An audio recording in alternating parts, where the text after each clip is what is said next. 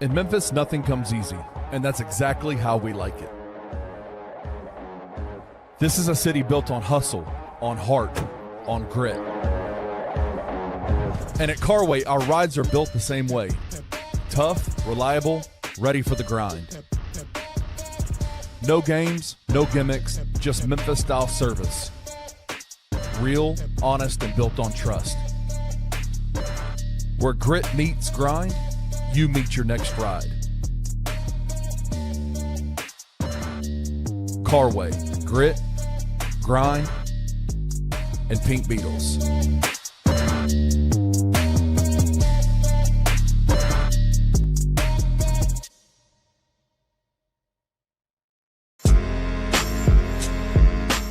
In Memphis, we know a thing or two about resilience. From the grindhouse to the Delta, we protect what's ours. But when pests invade your home, it's time to fight back.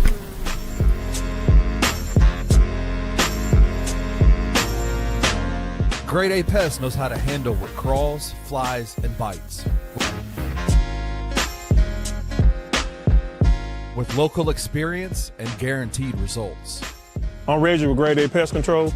We service the Memphis metro area. That also includes DeSoto and Fayette County as well. Grade A Pest has the entire Mid-South covered. So if bugs and pests put you to the test, let Grade A solve your problem.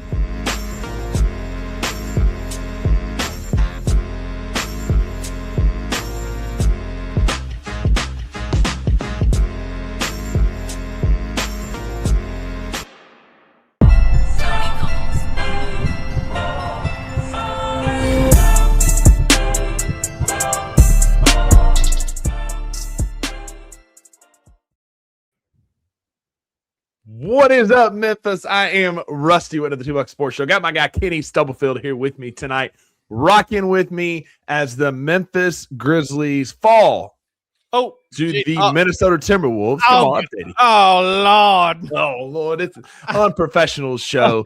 Hey, what do you expect with two buffoons on the mic? Blockhead Kenny Stubblefield, Rusty Buckets here of the $2 Sports Show, talking Grizz lost to the Minnesota Timberwolves 117-110 tonight. I hope all y'all out there in Grizz Nation that were on me and Jared's ass the other night about the Grizzlies going on a 2-game winning streak are happy. All right, y'all happy, right? Because we lost tonight, right, Kenny? Yeah, and I'm so down in the dumps about it. Like, I just can't tell you how devastated I am that they lost this game, because how dare we? Like, come on, man. Everybody just relax. Let's have some fun tonight.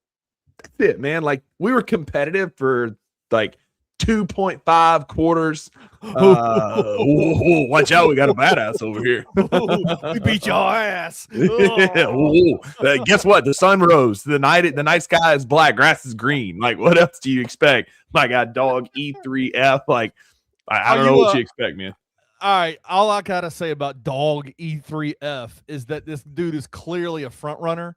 He's a Minnesota Timberwolves basketball fan, a Texas long. Bro, get your geography right, bro. Who are you a fan? You got 17 teams. You got, are you a Yankees fan too? I bet he's a New England Patriots fan as well. 100%. 100%. Yeah. Or he could be a Vikings fan. Yeah, man. Like, dude. No, it's geographic. He's a Texas Longhorn fan. He's a Timberwolves fan. He's a Yankees fan. He's an Alabama Crimson Tide fan. A Crimson Tide with the P and a Crimson. Crimson Tide fan. But listen, man, like, if you're a Grizz fan, this was best case scenario. Yeah. We played our tails off. We competed for 3.5 quarters, and we lost. And our collapse for Cam Boozer. The quest continues. I know, man. You always in the comments. Hey, we're just messing with you, man. Appreciate you being here. You know us, bro. Like, we just check, man. We're just messing around, bro. If we aren't checking you, then we don't like you. So appreciate you being here, my dog, and always come back for more, man. We appreciate you being here. But best case scenarios for Grizz fans, Kenny, like, we were competitive. It was a fun game to watch. Shout out Matt, SK News 838 saying it was a good game. It was a fun, competitive game. Yep. My biggest takeaway, Kenny, Ant Edwards is awesome. Like, 41 points tonight. Just an incredible, like, shocking news to no one. Ant Edwards is amazing. Yeah, the shocking news to me on this game is that it took an awesome Ant Edwards to beat this Memphis Grizzlies team by 7. A team that is playing with, Ryan Rupert getting minutes and Taylor Hendricks getting minutes and guys that have no business. Olivier Maxence Prosper getting minutes against a front court that could really do a lot of damage in the playoffs when they get there. Like Julius Randle and Rudy Gobert do damage in the playoffs. And it took an Ant Edwards blow-up game, 41 points, to like really put the Grizzlies away. And let's be frank about it, they didn't put them away until the buzzer hit 0. Like they were, it was a 2-possession game with 30 seconds left. So I mean, just a fantastic effort by this Grizzlies team. 100% from top to bottom. Shout out Ben Glisson, always here. This is a good question here, like real question. Yes, I disagree. Like, yes, it does. I can see it because I take that back. Actually, you know what? I do agree. The more I think about this, I don't want a GG 2.0, right? Because GG had all the shots, he had all the minutes, he had all the stuff coming his way his rookie year, and it stunted his development. I think Cedric Howard is enough of a team guy and enough of a real hooper that it's not going to impact him as much as GG, but I think it could. Ben, I really respect this question, and Ben is my guy, as you know. I have been concerned that all the nonsense of this year could have potentially stunted Cedric Howard's development, right? Like this is not a normal NBA season, what Cedric Howard is experiencing right now.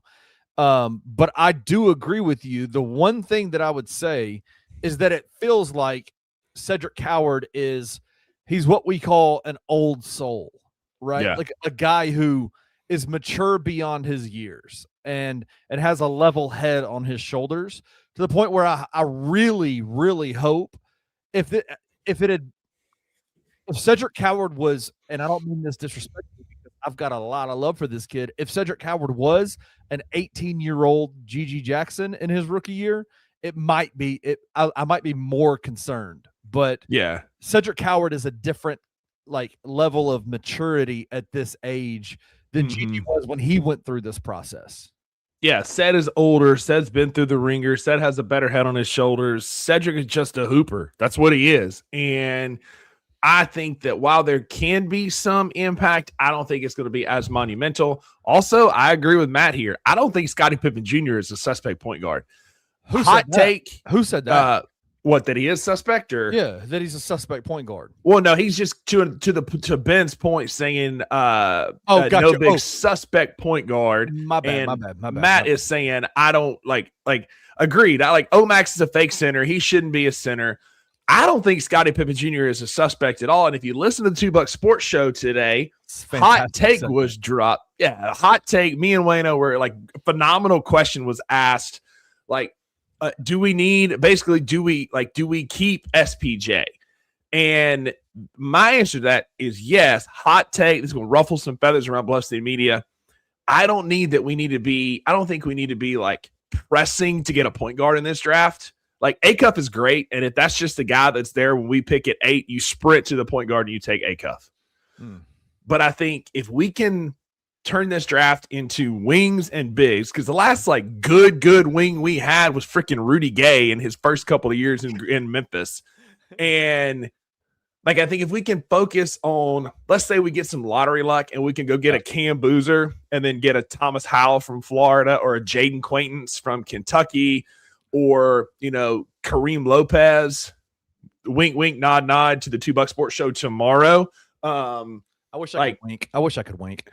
You can't wink? No, you can't wink. Don't do that. That's how you end up not being allowed within 500 yards of a school zone. So let's not do that. But I think if we can plug some of these other holes, I think we might be okay with the platoon of Scottie Pippen Jr., Ty Jerome, maybe some Cam Spencer in there. I'm not sold on Walter Clayton Jr. yet, although he's played his last couple games better. 9 points, 9 assists tonight. I think we might be okay at point guard, Kenny. Is that too outlandish? Yeah, I mean, the question that you have to ask yourself is what kind of a point guard do you want on this team? If you are a Ja Morant stan and your idea is that you got to replace Ja Morant with another Ja Morant, then you have to go target that guy because that guy's not on this roster right now. But if you have, if you are a believer, and I'm going to bring him up, Ben Glisson. Ben Glisson's the kind of point guard that when he plays basketball, you know the ball's going to be right where it needs to be at every single time. Is he going to dunk on anybody? No. But he's absolutely going to wickety whack, get to the lane, pass it out, get it to the right place. He's going to take some shots. It's going to be really good basketball. And so these guys are all like Ty Jerome, Scottie Pippen Jr., Walter Clayton Jr., even Cam Spencer, even though I think he's more of a 2 in the NBA. These guys, I trust these guys, right? Like I trust them. I do. Maybe not. Yeah. I don't trust Walter Clayton Jr. as much as I trust the other guys yet. Yeah. But he's showing me some things. These 9 assists were ethical 9 assists tonight. Like they were ethical. And so South Memphis, stand up, baby. That's what I'm talking about. But yeah, I think that it just depends on what you want in a point guard. And I think if you don't find often you don't win championships, make championship runs with like elite level point guards being your main guy, right? 100%. That's your small forwards, your bigs, your athletic wings, your athletic, 2s and 3s and 4s that help you kind of take that next leap into championship, areas. So that's kind of where I'm at. Which is why I kind of push back on Joseph Mitchell, who's here a lot. Appreciate you being here, and Matt as well. I don't think we need a big point guard. I don't think we need a true elite point guard. Look how many different guys are bringing the ball up the court, setting plays, plays are being set for in this offense. And we'll talk more about this offense here in a minute. Like, I think if you have a bunch of really, really good, like if you have some good point guards with elite support around them, Cedric Coward, an elite wing, Zach Edey, Cam Boozer, whoever, Thomas Howell, whoever here that we get in the draft, I think this system can work. Gone are the days that elite point guards are required in the NBA because you've only really got a couple, right? Like Cade Cunningham, Jalen Brunson, who am I missing? That are just like elite SGA. Like those are elite level point guards, but they're not true point guards anymore. I think like you just said, Ant's a 2. Right? Like Jalen Johnson is amazing in Atlanta and he's a 3. Like those type guys are what you need to build with. And you can get away. It's not like football where you have to have a really good quarterback to get the ball out. You can have a good enough point guard in this system where other guys can be like the focal point of the offense. I mean, look at this team right now, right? With who they've brought in, with the Jaren Jackson Jr. trade, with the 10 days that they've brought in. They brought in Taylor Hendricks, who's a big wing. They bring in Ryan Rupert, who's a big wing. They bring in who else are they bringing in? I guess they're about to probably sign Olivia Maxence Omax to a deal. Oh, I hope so. Right? I hope so. I freaking love that dude, man. That might be announced tonight, to be honest with you. Like that's how, because we have until tomorrow at about 3 or 4 p.m. to sign a 2-way. Right. And this is Ryan Rupert's last season to be able to be on a 2-way. 100% believe we're going to sign Omax to a real contract, and I bet it'll be Rupert on the 2-way. And I don't necessarily agree with this either. I think as much as we say he's not athletic, Jalen Wells is he's a guy who, I'm telling you, something has shifted in his game this year from like mid-January on, where he got his legs back. I think, I don't know what happened. I don't know if there's a mental thing or if it's a physical thing. He is absolutely playing at a much higher level. This team is competitive, not because of Ty Jerome. Ty Jerome has missed a lot of games. They're not competitive because they're competitive. Scottie Pippen Jr. is not some elite point guard that's going to win you playoff series, even though he did drop 30 on OKC in game 4 last year. This team is being competitive because they have multiple big wings that are that are not rotational guys. But in the NBA, big wings work. Big wings are what make you competitive in the NBA. And Jalen Wells is a big wing. And like you said, to your point, Is he the rim runner that Omax is? No. And Omax is more of a post player. Ben Omax, he did have a tough night tonight. Julius Randle kind of got the best of him, but that's what you get with Omax. Yeah. He's chaotic evil. He's chaotic good. We talked about it on the Daily Ground this morning. If we get chaotic neutral, like that's the sweet spot. Tonight it was more chaotic evil. But Jalen Wells has 2-year point, 19 points tonight. 18 points in the win over Indiana, 12 in the win over Dallas, 8 in that Golden State game, which wasn't great, 12 over Sacramento, 25 against Miami, 77% from the field, 13 against Utah. If you could get that kind of production off the bench, which is where Jalen Wells belongs, he is a 3-and-D bench wing. That's the kind of production if you can get off the bench. You need that on this team. Like, he can go out and defend their best player. He's going to be the guy. Like somebody was saying, we need a defensive point guard earlier. That's Jalen Wells. He can go defend 1 through 3 pretty effectively. We've seen that for 2 years now. Mm-hmm. You go get him guarding point guards. Jalen Wells can be that guy off the bench for you. I've always been #start GG at the 3 for the last 2 years now.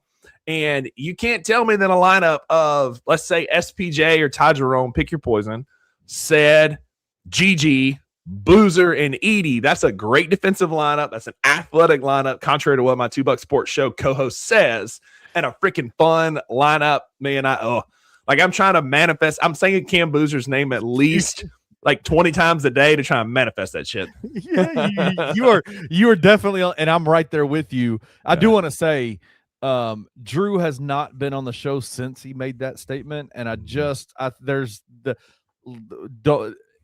there is a correlation there. I'm just letting y'all know. He had to go. Drew Gann is the Ja Morant of Bluff City media. He is running. He is ducking the smoke and running down the chimney. He's running from the smoke. That man threw a grenade. It blew up at his feet, and he ran away from. He just ran, bro. He ain't doing nothing anymore. Anyway. Yeah, no, I think I'm okay. I'm okay with this. Again, you are, especially in this draft and with the potential that the Grizzlies have in terms of what their picks could end up being in the first round, you absolutely do go after guys that can help you win in today's NBA.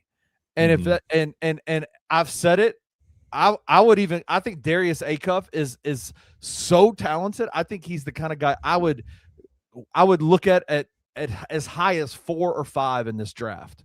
Mm-hmm. But if you're the Memphis Grizzlies, knowing who you have as point guard on your roster going into the offseason, there's a major part of me that says, man, I don't think I necessarily would have to go and get that, because that's not what. I don't think a Darius Acuff is taking you over to that top, right? Like, I think a guy like, Agreed. I think a Cam Boozer, I think the Florida big that you keep, the guy that I think he is freaking awesome. Get him in an NBA developmental situation, and it'll be unbelievable what he can do. So there's just so many guys. So shout out to Tip 358. This is a great kind of parlay on parlay to our conversation here. Shout out to FanDuel, the official odds provider of Bluff City Media. One of our favorite sponsors. Ben Glisson asks, who is Acuff's pro comp? Chris Ingram on the No Bluffing podcast on Mondays at 5 gave him a comp of, and this is what Chris Ingram does really, really well, a Stephon Marbury type comp. Mm-hmm. Just a dog. I like that comp. Like, I think that's a really good comp for him. So. Just a dog. Go ahead. To go back to this. Oh, you click it. I'm clicking it. You click it. All right. So to go back to this. So yes, we're going to need to be incredibly lucky to get Cam Boozer. I can't tell you how many times I've simmed the draft and we've gotten Cam Boozer, and maybe that's why I'm so all in on this Cam Boozer. I'm locked in. But some other names that, if that doesn't work out, that I would not be upset about are Jaden Quaintance from Kentucky. He's a big center. He's coming off an ACL tear, but the more he plays, the better. I know, the better he gets. Averaging 10.7 points, 10.7 rebounds. Super athletic. I really like his game, but it's Thomas Howell for me, man. You've got to move heaven and earth to get that guy. If y'all haven't watched him, I watched him against Arkansas the other night. I had him on my dual monitor tonight. They beat the shit out of my Mississippi State Bulldogs 108-74, and he was a huge part of that. Go watch that block that he got on Acuff. He's just patrolling like a shark in the waters. When Acuff lobs that little soft thing up, boom. Howell comes out of nowhere and blocks it off the backboard. Go watch Thomas Howell if you hadn't watched him play. A second-round guy that I like for like a bigger wing, 6'9", JT Toppin. Again, ACL tear for Texas Tech, but go watch the tape on that kid. Super good. Again, he's more of a wing, but he's a 6'8" wing. We're going to talk about him a lot tomorrow. Kareem Lopez and the New Zealand Breakers. Wink, wink. Which Kleiman was there watching him play a few days ago. Wink, wink. Spoiler alert for the show tomorrow. Your GM, who's a former scout, a GM flew all the way across the world to watch somebody play basketball that's in this year's NBA draft. Tells me something. You need to take notice of that. All right. But for me, again, to tie a bow on it, the bigs that I'm looking at are Thomas Howell from Florida, the 6'9" power forward, Jaden Quaintance, the 6'10" power forward from Kentucky, and JT Top, the 6'8", 6'9", kind of 3-4 combo.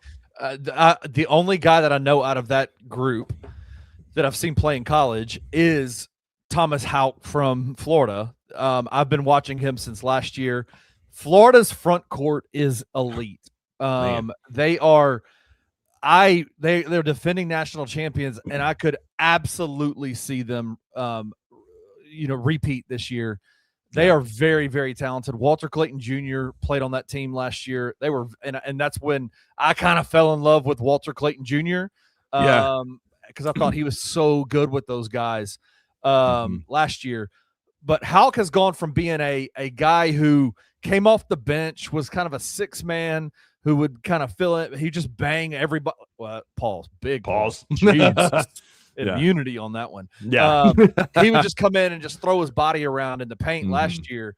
This year, he's turned into their leading scorer. Like he's a guy who's, taking the ball. He's a 6'10" guy who's got handles going to the basket. He's got his shot is so shot. pure. It's so pure. I would say he right now, and this may be a college thing. My comp for him, and this might be super off, and Anthony would laugh at me if I said this because it's comparing white player to white player. I look at him as kind of like what he could end up being in college or in the NBA is potentially a Franz Wagner kind of a player where he's. I'm thinking Lauri Markkanen. Yeah, Lauri Markkanen good. Yeah, Lauri Markkanen is good too. Yeah, just a guy who can stretch the floor, but is physical enough in the paint to actually do damage. And he's got a bit more defensive instinct than either one of those guys. Like he patrols the paint pretty well for a big. If you haven't watched much of him, go watch some tape on that guy. Like it's quite impressive the leap he's taken in the last year. Florida won me the $2 Sports Show's March Madness bracket last year. I would not. So y'all stay tuned for that. We're going to do another one. We had almost 100 entries last year. Let's do it again. There will be some prizes. Y'all look out on our socials for that. But I wouldn't be surprised. Like this team, they're getting better. They're elite in the SEC. They just systematically dismantled Arkansas the other night in Gainesville. Again, they stuffed Mississippi State in a locker, which isn't saying much because we're bad. But like when you beat bad teams 108-74, that's a pretty good sign that you're a good team. Like he's a player. He's a player to watch, man. I enjoy watching him. But Kenny, it's like the system has come up a lot, and I got a hot take here. All right. Oh boy. Everybody buckle I've been in. out. I've been out. Yeah. I've been out on Tomas Isolo. Yeah. And I still don't know that he's the coach long term. I don't know that.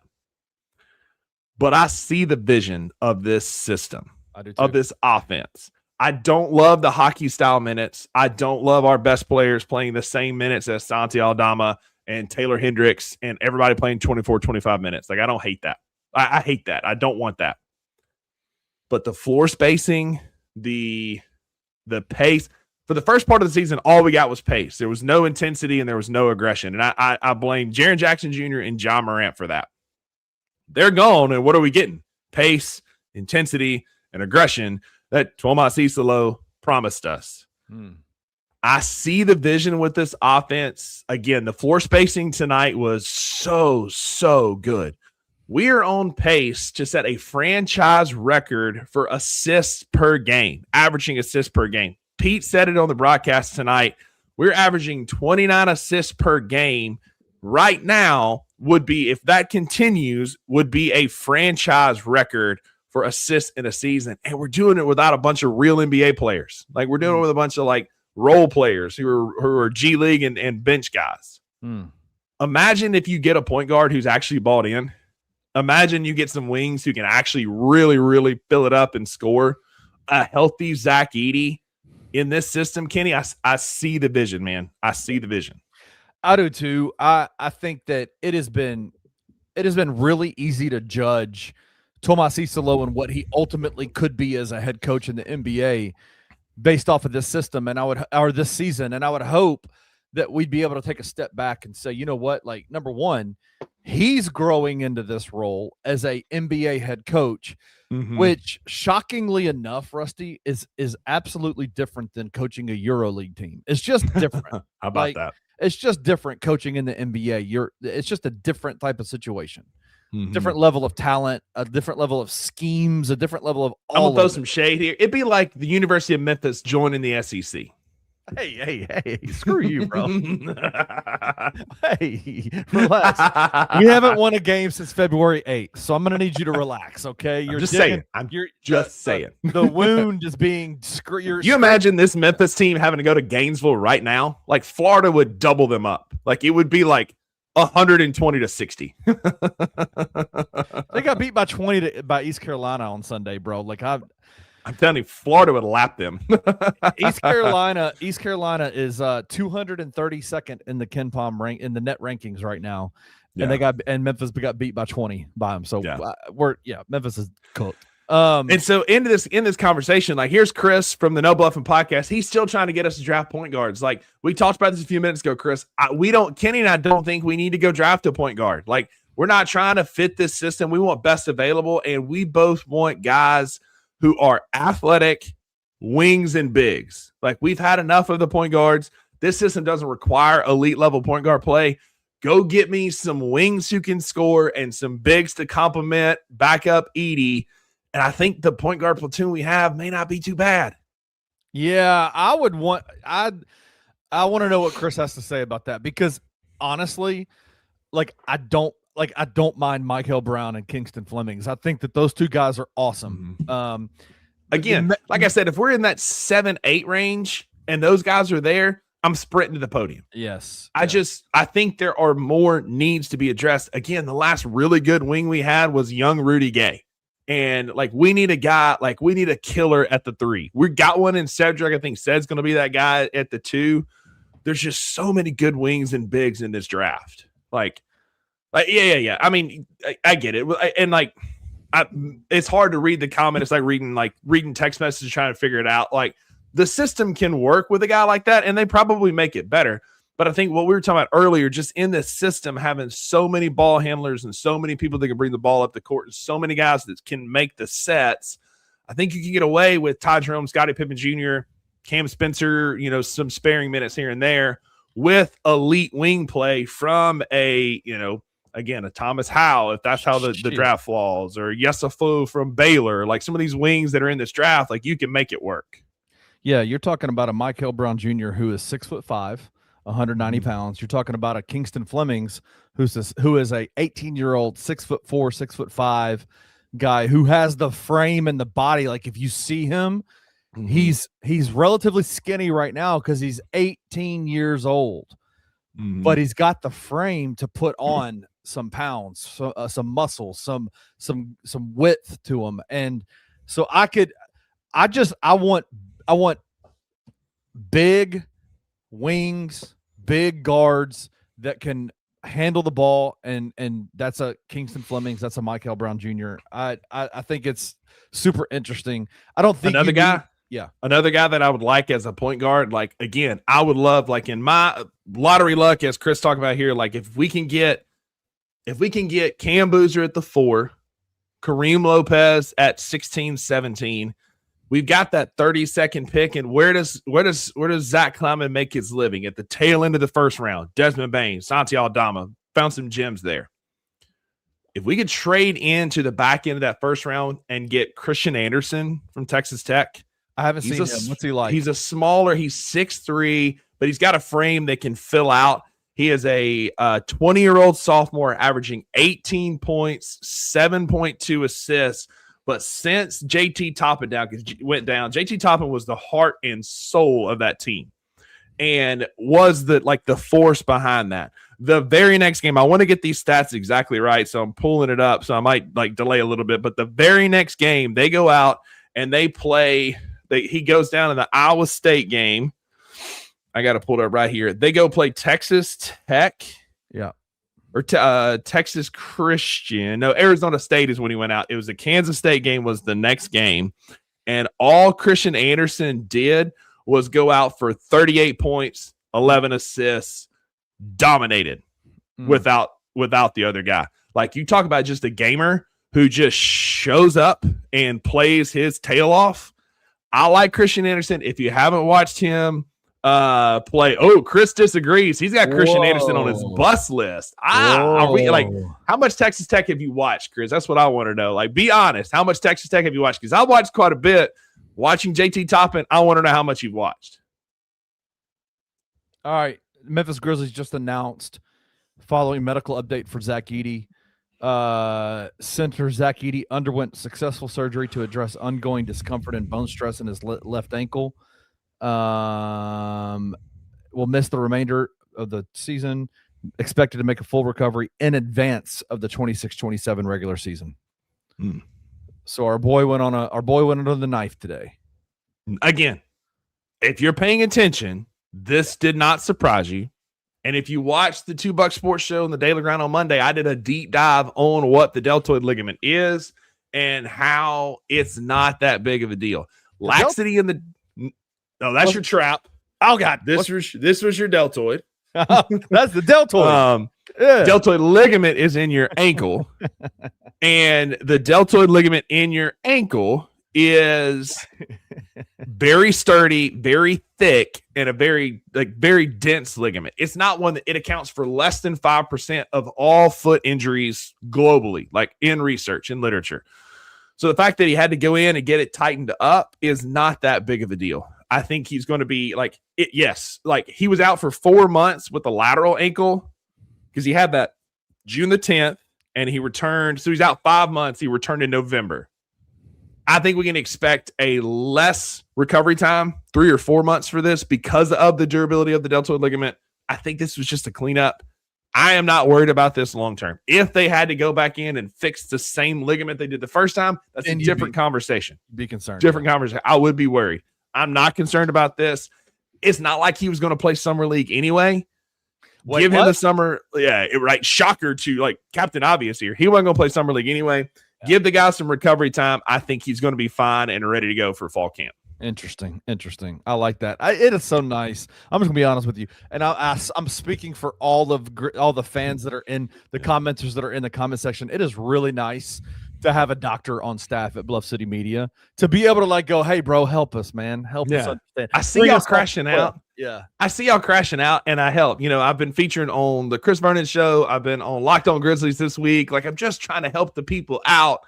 Let everybody across all the networks know. But my home is Bluff City Media. This is where I live. If you want the best in-depth analysis, you come here to Bluff City Media, and I'll talk you off a cliff because some of these things sound scary, right? Like a posterior capsule injury for Cedric Coward sounds scary.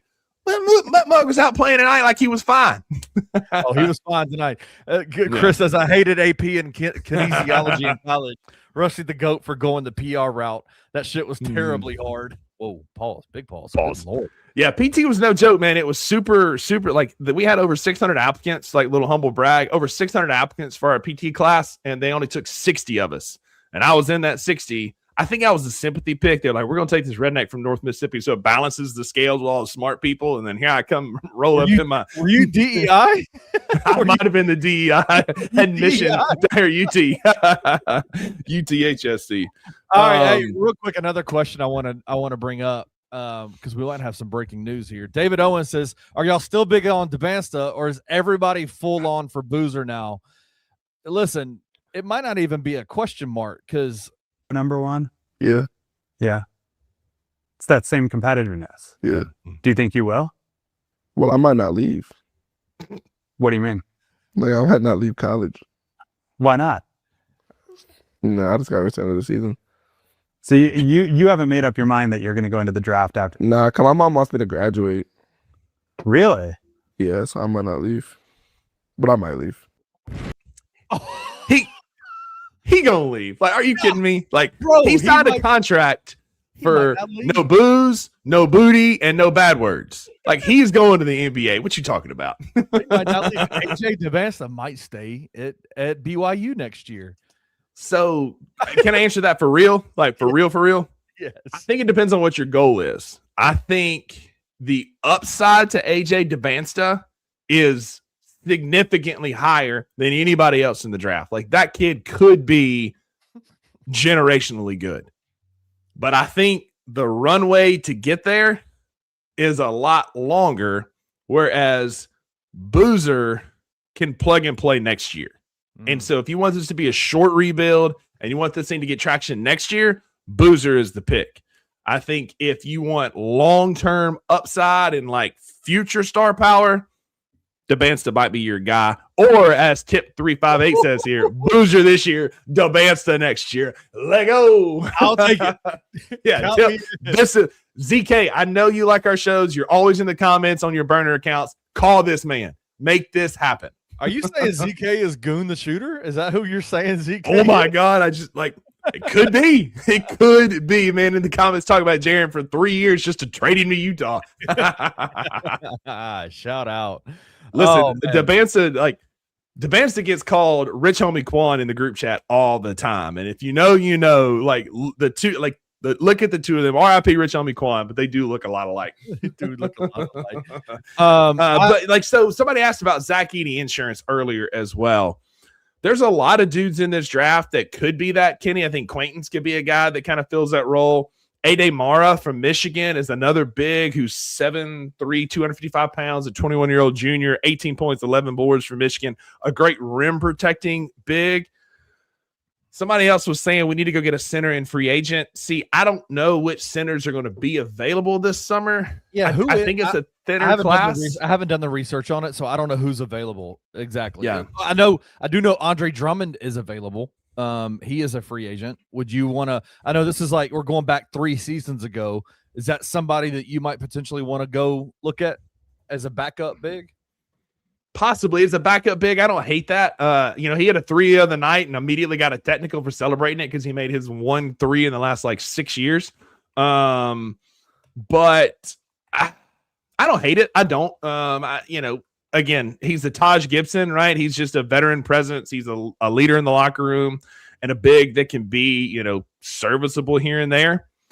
According to, let's see. So it looks like Jalen Duren is going to be a free agent this summer. But Detroit's going to lock that dude down, man. Down. I will sell Rusty Witten.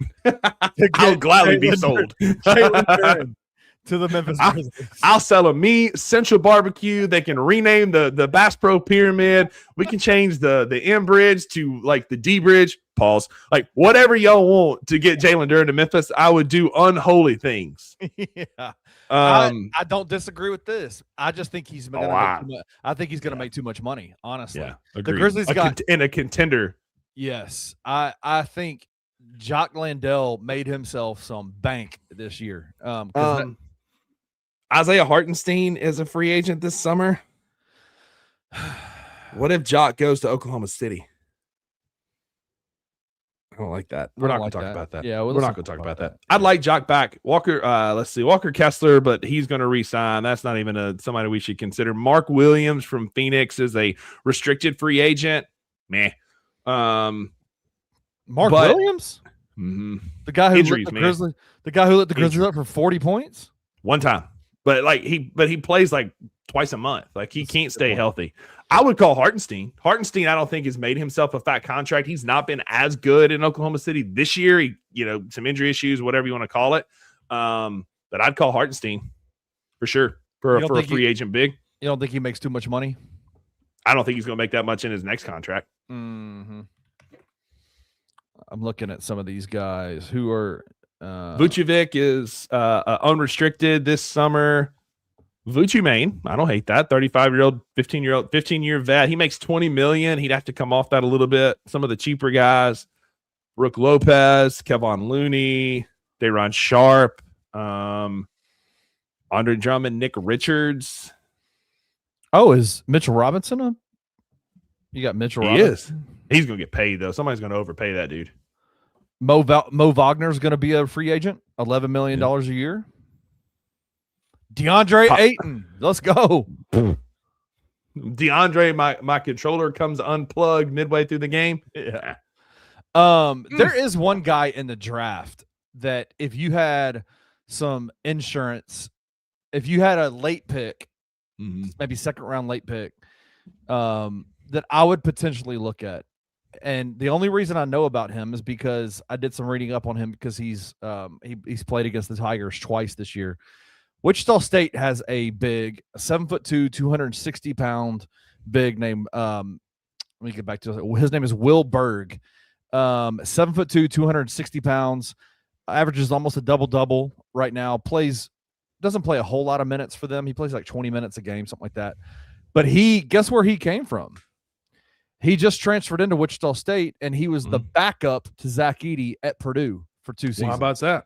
And this guy is a guy like Matt Painter has talked about him and said this guy was the next guy up. He just decided to leave. We wanted to keep him. He was the next guy up to replace Zach Edey. But he is a guy who has a lot of wiggle, he can move really, really well. But that's just a guy I'd give a flyer to him and just see what he looks like as a backup big. I mean, that's the guy you could probably get as a free agent, invite to Summer League, right? He could get an invite to Summer League. He's also, best shout out for sure. He's also Swedish. So he shares some like Eastern European blood with Tomas Isolo. Hey. Probably fits this system. That might be a name we see get a Summer League invite. Be sure as hell better than Lawson Lovering. Hey, but that guy, Lawson Lovering, look what the Grizzlies looked like when they had Lawson Lovering, a 7-footer playing with them. I'm telling you, Ben asked the question earlier. He was like, do you think not having a big has hurt Tomas Isolo and his development this year? Absolutely. Absolutely. Zach Edey makes this team so much better. Like if Zach Edey plays, it's a whole different conversation about Tomas Isolo. Look what the team, and I love again, I'm going to shout it out to the rooftops. Y'all need to watch the $2 Sports Show at 11 o'clock every morning or every mid-morning because they do a Bill Street heat check. Every 10 games they do a Bill Street heat check. The only time the Grizzlies have been above 500 in a Bill Street heat check this year were the 11 games that Zach Edey played. Yep. Like we were like much. We lost the first game and then went on a freaking tear. And in one of them, he had 32 and 17. Dude, 32 and 17. Zach Edey changed the entire calculus for this team when he was out there. And I'm not arguing that he needed the surgery. He probably could have had, like, if we were contending for a top 4 seed in the Western Conference, he has it, but in the offseason. But there's a reason he had the surgery now and not coming back this year. Because if he comes back this year, we're awesome. You imagine that dude, even with just Ty, Jerome, and Cedric Coward and Gigi on the floor, how much more awesome we're going to be. Like, he's going to make everybody around him better. I've been banging that Zach Edey drum. I was upset the night we drafted him. I came around. I talked myself into it that night. And I've been on his side ever since. And all he's done is make one of the two Bucks look very, very smart. There's an episode back a couple of months ago when Edey was on that tear where I pulled up the tapes of my co-host talking about how Edey wasn't going to make it. He was too slow. He wasn't going to be good. He's going to be played off the floor. And I made him face the tape about Zach Edey, how awesome he was. Oh, absolutely. That dude is phenomenal. Yeah. You mentioned his name, and I think we need to talk about him a little bit because I'm fully bought in on this kid. Really impressed with Gigi Jackson tonight. He had 12 points, 4 or 5 from the floor. What I love about Gigi Jackson, what he's doing, is that he's scoring points, whether it's 12 points or whether it's 20 points, whether it's 30 points. He is scoring in a very efficient manner. And tonight, he had 12 points, 11 rebounds, and had to guard Julius Randle the entire game. And let's be honest, man, like that has been the knock on Gigi Jackson is that he's not been able to defend very well. But what I love about what he's doing is that he is taking on whatever defensive matchup he's given every single game. He takes it on with full intensity and does whatever he can. And there are some limitations to his defensive game. He's 21 years old, right? Like it's going to grow with time. He's 5 years away from his prime in the NBA. But I just love what I saw out of him tonight defensively against Julius Randle. He took on that matchup because Julius Randle is a beast in the paint. And when the refs do what they did tonight and allow Julius Randle to lower his shoulder every time he went to the basket and they don't call anything on it, the fact that Gigi stood with him and he took the punishment that Julius Randle gave him and didn't back down from it, went after him on the other side. I'm just super impressed with what Gigi Jackson is doing out there right now. I couldn't agree more, man. Like Gigi, if nothing else, Gigi is coachable. Gigi is moldable. Gigi has been a guy that is getting better every single week. Shout out to David Owens. Like every game he plays, he gets better, does something a little better. Julius Randle was 7 of 15 from the field, 0 of 4 from 3 with 5 turnovers tonight, with Gigi being a defender against him tonight, primarily, right? Like this is a guy that is bow in his neck. He didn't have things going his way.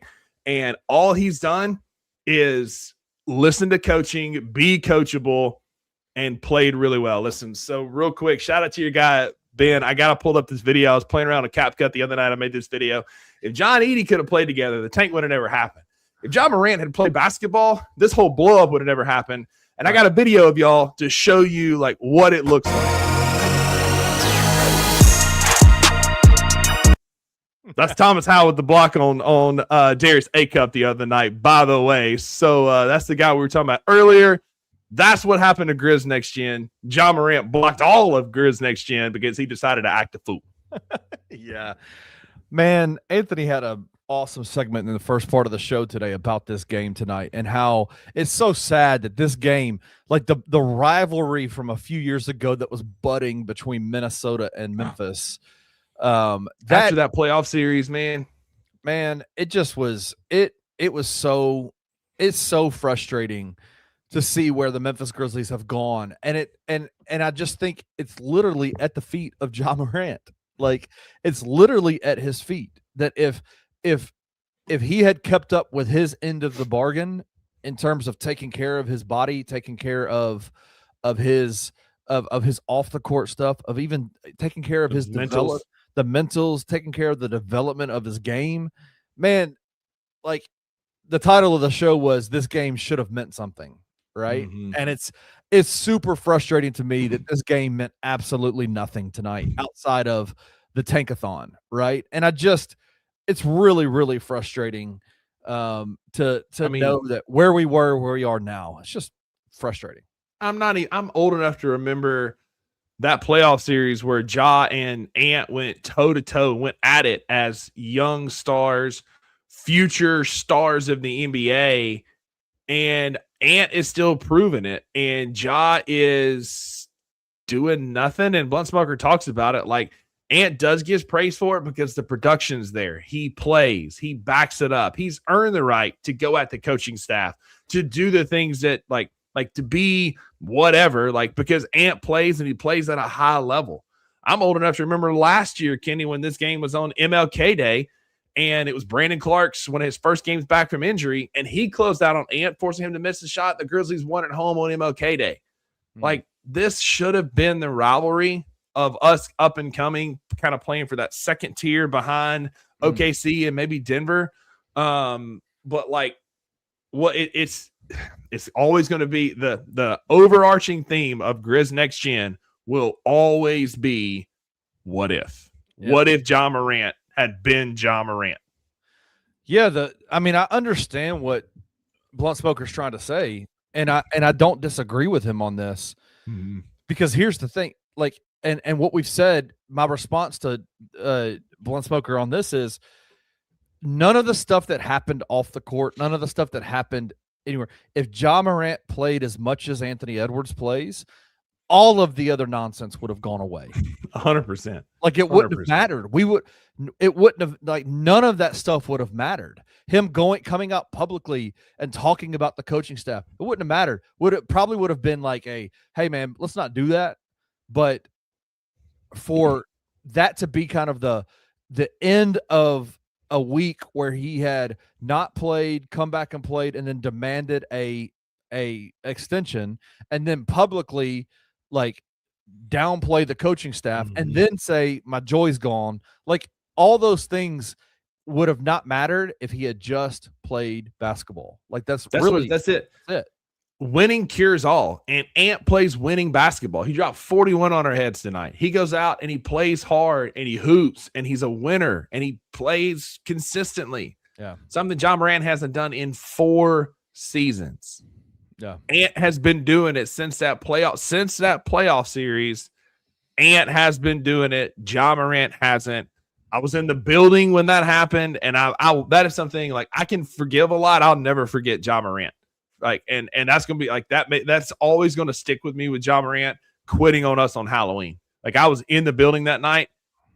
It was awful. I mean, it was awful to watch a player quit like that, and Ant's never done that. Yeah. I mean, just that's the only question mark is if he just played basketball, right? Just play. But again, and I think it's been said, we've talked about this tank situation for a while. The Grizzlies started tanking. The Grizzlies started to move on from the next gen era on October 31st of this year. That's when it ended. It was over. It ended, and it was time for them to move on. And that's what they're doing now. So now there's a difference in quitting and getting shut down. Jock quit and stood in the corner. Ant just got defended and shut down. Yeah. Do y'all think Ja will ever get the keys to a franchise again? I absolutely do not think so. I think that Ja is going to have a complete character, mind, play, body overhaul and overcheck. And you know what that starts with? That starts with an A word that nobody likes, especially John Morant, and that's accountability. Until John Morant looks at the man in the mirror and says, you've got to change, you've got to show up, you've got to play hard, you've got to be the guy, it's never going to happen, and nobody's going to put him in control of a franchise to where he's going to be the guy. It's not Josh's fault we don't have Kyle and Milton around anymore. Y'all some Dylan Brooks. They shipped Dylan Brooks off. We've been bad since Dylan Brooks left. Hey, you're going to lose Anthony on this one because he's a big-time Dylan Brooks guy. He wants. I know. That's why I picked Dylan Brooks on purpose. Him and Chris. I know both of them are, but we ain't been good since Dylan left. Yeah, man. I it is what it is. Ja will never get the keys to Memphis again. I could see him going to Milwaukee, playing with Giannis for a couple of years, them playing well, and then maybe getting it back then once Giannis decides to, leave the game of basketball. Mm-hmm. But I mean, if you are, let's put your GM hat on for a second. Like, Anthony Edwards has played 72 games. Paris Sharkey brought this stat into the Anthony Sain show today. Anthony Edwards has played 72 games in, I think, 5 of 8 seasons that he's played. Has he been in 8 seasons? However long he's been. Pretty close. Yeah. I think 5 seasons he's played 72 games. Mm-hmm. John Morant hasn't played 72 games in 2 seasons combined, these last 2 seasons. Like, he hasn't played 72 games, and I think he played 72 games like his second year in the NBA. Like, there's just a massive difference between, like, what we're talking about here. And I'm just, anyway, just super frustrating. And Ant, like winning and playing that consistently gives you a little bit of currency to go chase Instagram models and be a fool in their DMs because you're playing and you're hooping and you're winning. Like, I wouldn't care about John Morant's antics on social media with all his emo posts, all of his sulking and being weird in post-game interviews if he was being John Morant of 21-22. If he was being that guy, you can be as weird as you want to be off the court, man. I don't care. You're playing, even if he plays 65, 68 games again, and 65, 68 games a year, but you're playing them super consistently. Dude never survived a playoff series. He survived 1 playoff series, 1 against Minnesota. All the other ones he got knocked out because he got hurt. Yeah, let's not forget, and I think people are saying Anthony Edwards bucked the coach in the game where he, shot that shot. They got into it on the court, which happens all the time in NBA basketball games. I mean, JJ Redick and Luka got into it last night. But guess what he did in the post-game media availability? Man, coach is 98% of the time right. He was right tonight. I just took the shot and made it. The basketball gods were on my side. Yeah. That's what he said to the media. Mm-hmm. And everybody laughed and was like, yeah, bro. And what he really was saying was, fuck whatever you say about the game, like about the end of the game. Like, I'm Anthony Edwards. I'm shooting the ball, hit or miss. I am shooting the ball. I am shooting the ball because I'm that guy, right? Mhm. But anyway, Ja didn't handle it that way. Ja quit, got called out in the locker room privately, came out and said and aired out the coaching staff. So Yeah, 100%. And Ben, this didn't start with T.I. This started with TJ. This started with Taylor Jenkins. He quit on Taylor Jenkins. Then he quit on Tomas Isolo. But you had all these faceless Stan accounts out there want to tell you that Ja Morant is not the problem. It's Zach Kleiman. It's Dylan Brooks. It's, the popcorn in section 101. Like, it's everything except for Ja Morant, who has now quit on 2 coaches. yeah, in back-to-back seasons. Good Lord. In back-to-back seasons. So, Kenny, what else you want to talk about before we land this plane, man? We've been here 55 minutes. We barely touched the surface on this game because we didn't want to. But it was fun. It was a fun 3 quarters. And then the Grizzlies took care of business, losing to Minnesota 117-110 to continue the collapse for Cam. What else you want to talk about before we get out of here? I just got one last thing to say. The refs sucked tonight. They were terrible. Awful. That was one of the worst refereed games I've seen in a very long time. That's all I got to say. Wasn't a lot of flow in the second half. They just kept, it was weird. And both teams challenged and lost on plays that both teams should have won. Both of them should have won. I don't know how you say it's incidental contact by DiVincenzo on Scottie Pippen Jr. that causes him to bump DiVincenzo, and then that's a foul. That was a new one to me. But this officiating was terrible. It was terrible. And I'll say this to end it. College basketball reffing is still worse. I can't handle it. I can't handle. Listen, my brother is a high school basketball coach. It gets worse. I mean, obviously, it gets worse the lower level you go. I have watched some calls in high school basketball that I'm just like, you for real gonna make that call? How are you gonna you're across the court and you're gonna call a ticky-tack foul in the opposite corner? I don't know, man. I think you accidentally blew that whistle, then had to call something. Yeah, you had to. All right, so hey, real quick before we get out of here, 11 a.m. tomorrow, the $2 Sports Show. Kind of give a hint on what you're talking about tomorrow morning. Absolutely. So Wayno's going to be back with me. Drew's still on vacation with his lady. He'll be back on Thursday. We're going to recap a little bit more of the game tonight. We're going to preview the Blazers game tomorrow night. Zach Kleiman has told you a player that he's watching for this draft. He has made it very obvious that there is a player that has his attention. I have photographic evidence that we're going to bring up tomorrow on the show. Tap in with us. We're going to talk about it, talk about some highlights, talk about why he's a fit with the Memphis Grizzlies and why Zach Kleiman has his eye on him and maybe shouldn't on Darren Peterson, who is currently going to finish the night 2 of 15 from the field for Kansas tonight. Abysmal effort from DNP Darren Peterson tonight. It ain't him. Spoiler alert. But Zach Kleiman has told you who he's watching in the draft. Well, tune in tomorrow at 11 to find out. Tune in at 1 p.m. with Anthony Sane, where he's going to give you some reason why Darren Peterson shot 2 for 15, and it's this ultimate he's got this motivation to go where he wants to go. He wants to play for the Indiana Pacers. That's why he sucked tonight. Oh, Lord. Tune in at 1 p.m. with Anthony Sane. He'll tell you all about it. 2 of 15 from the field, 2 of 10 from 3. 3 turnovers tonight from DNP. Maybe he'd have been better, but he did play 34 minutes. But I think he'd have been better if he had a DNP.